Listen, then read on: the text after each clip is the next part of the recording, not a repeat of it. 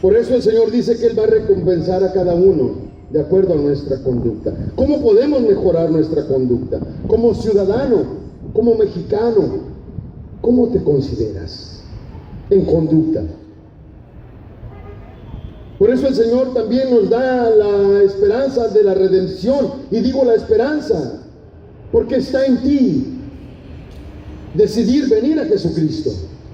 En cada uno de nosotros está recibirlo, aceptarlo, seguirlo o rechazarlo. En cada uno de nosotros hay una cualidad, pero esa cualidad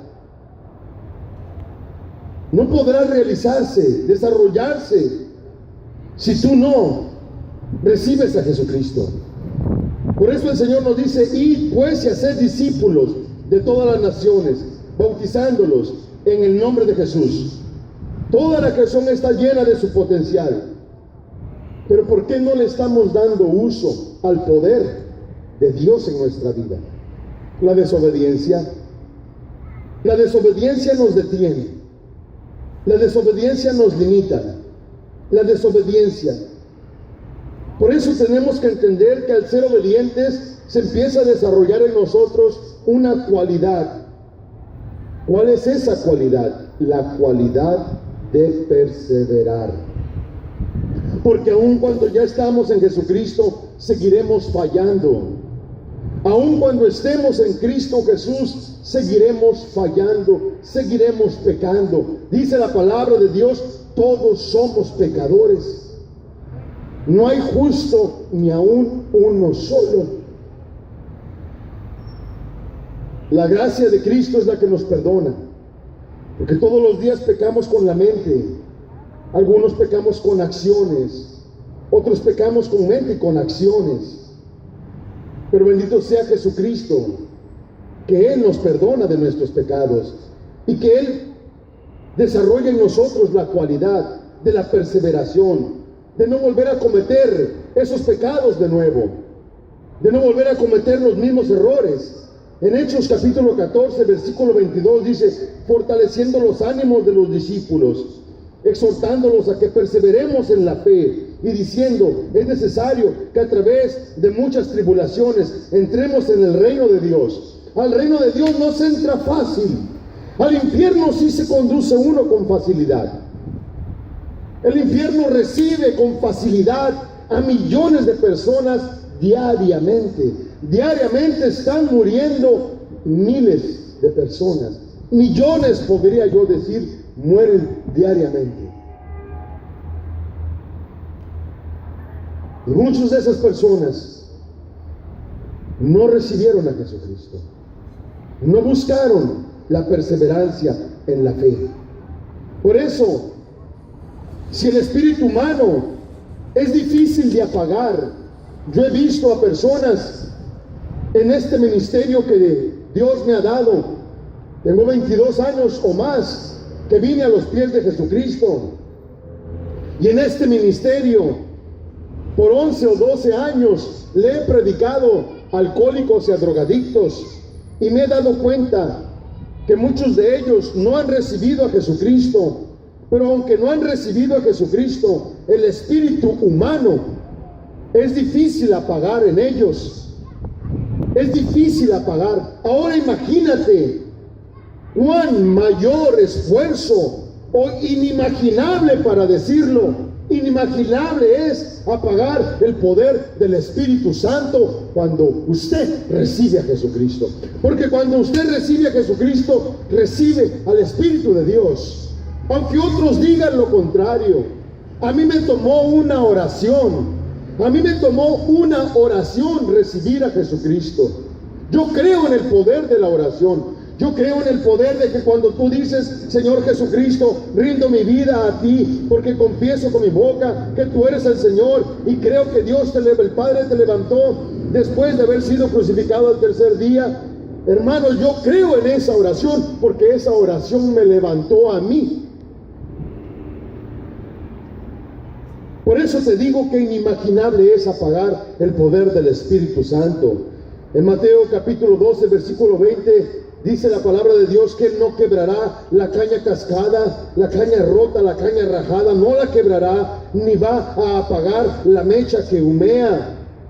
Él no lo va a hacer hasta que Él lleve a la victoria la justicia. Cuando Él empieza una obra en tu persona, cuando Él empieza una obra en tu vida, Él no la va a dejar inconclusa. Él va a continuar trabajando en tu persona hasta que en tu persona se forme la persona de Cristo. Sea formada la persona de Cristo. Una persona que es perseverante, una persona que hace bien a su sociedad. Y no hay mejor bien que hacerle a la sociedad que salir a predicar el Evangelio. No hay una mejor forma. Pablo es el ejemplo. Pablo el apóstol es el ejemplo de cómo él predicaba el Evangelio en las sociedades a donde él se conducía. El Espíritu lo condujo a diferentes sociedades y en esas sociedades él se levantó a predicar el Evangelio. Tanto lo predicó que hubo sobre él una gran persecución. Hubo sobre él, fue necesario que sobre él hubiera demasiada tribulación para que él pudiera alcanzar el reino de Dios. Y lo mismo es para nosotros. Tiene que haber tribulación para poder alcanzar un reino mucho más superior que este reino en el cual ahora vivimos. Un reino de injusticia. Cuando nosotros recibimos a Jesucristo, ahí entramos al reino de justicia de Dios. Y la justicia de Dios se empieza a llevar a cabo. Esa justicia empieza a llevarnos de victoria en victoria. Por eso es ahora la hora de rendir al crítico externo.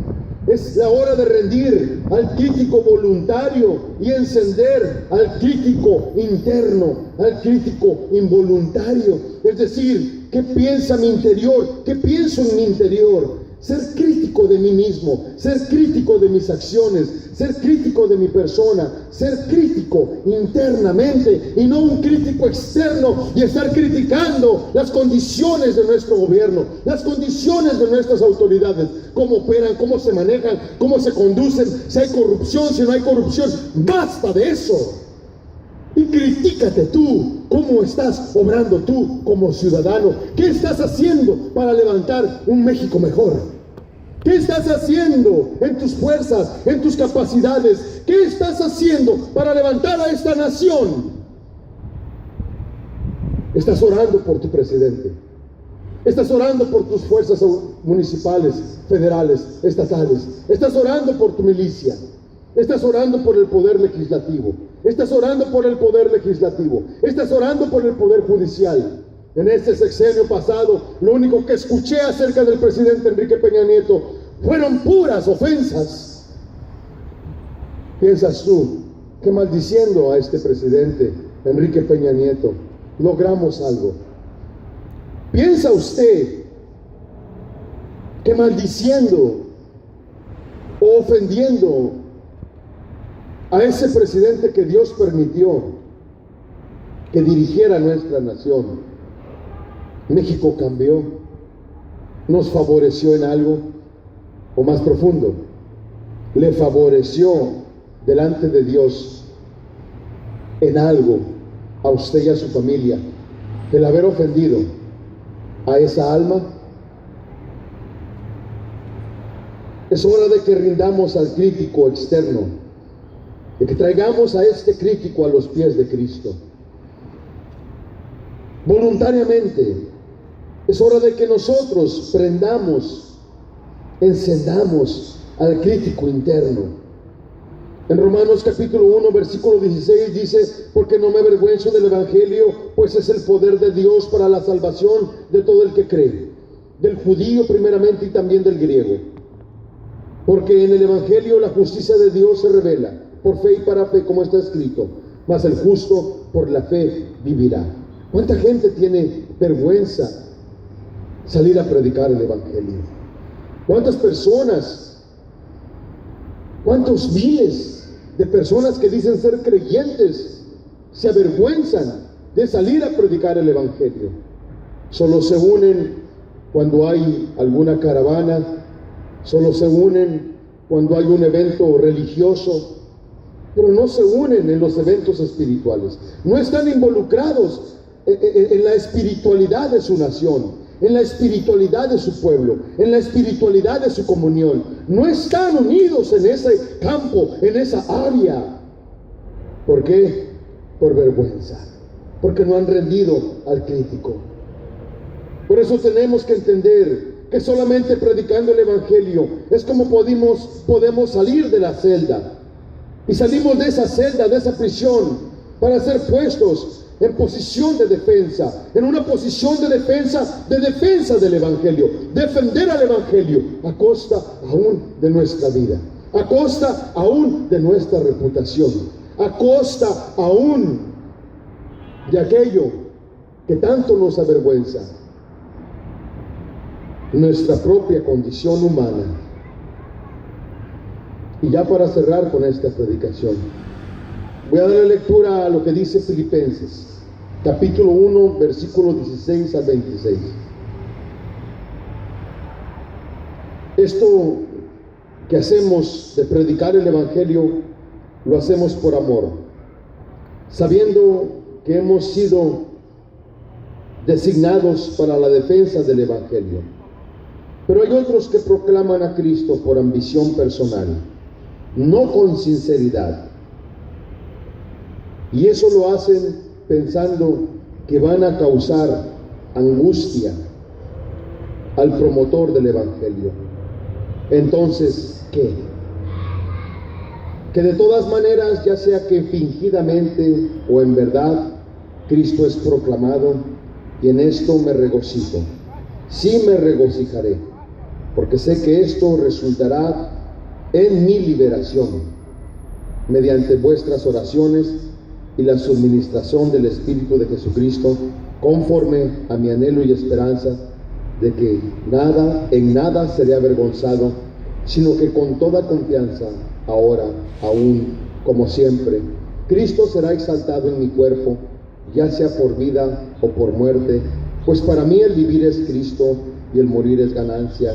Pero si el vivir en la carne, esto significa para mí una labor fructífera, entonces no sé cuál escoger, pues de ambos lados me siento apremiada, teniendo el deseo de partir y estar con Cristo, pues esto es mucho mejor. Y sin embargo, continuar en la carne es más necesario por causa de vosotros. Y convencido de esto, sé que permaneceré y continuaré con todos vosotros para vuestro progreso y gozo en la fe, para que vuestra profunda satisfacción por mí abunde en Cristo Jesús a causa de la visita y otra vez a vosotros. Por esta razón, tu creencia, mi creencia en Él, debe de ser incuestionable. No debemos de cuestionar nuestra creencia, ni debemos de cuestionar lo que está escrito en el Evangelio, porque el Evangelio eleva a las naciones, el Evangelio eleva a los pueblos, el Evangelio eleva a las sociedades, el Evangelio eleva las virtudes de los hombres, el Evangelio eleva al espíritu del hombre, el Evangelio eleva al alma del hombre, el Evangelio, el Espíritu de Dios, el Espíritu Santo, cuando viene a nosotros, es lo que hace que nuestras oraciones sean elevadas a niveles angelicales, a niveles superiores. Es la única manera en la que nosotros podemos acercarnos al Padre, a través de la oración. Sabemos muy bien que la oración del pecador, Dios no la escucha. Para que nuestras oraciones puedan ser escuchadas, necesitamos rendir nuestra vida a Jesucristo. Que Dios te bendiga, te guarde y recuerda: ¡viva México para Cristo! ¡Viva México para Cristo! ¡Viva México para Cristo! Amén y amén.